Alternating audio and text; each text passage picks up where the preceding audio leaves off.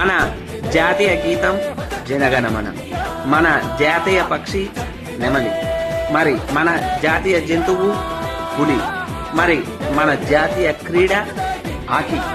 మరి హాకీ అనే క్రీడ ఈ నవంబర్ 7న 100 సంవత్సరాలు పూర్తి చేసుకుంది.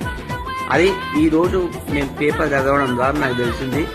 కాబట్టి నా తరపున హాకీ ప్లేయర్స్ అందరికీ శుభాకాంక్షలు తెలుపుతూ, హాకీ అంటే ఒక ధ్యాన్ చంద్, హాకీ అంటే ఒక ధనరాజ్ పిల్లే, హాకీ అంటే ఒక శ్రీ రాజేష్, ఇలా చెప్పుకుంటూ పోతే ఎంతో మంది హాకీ ప్లేయర్స్ ఉన్నారు.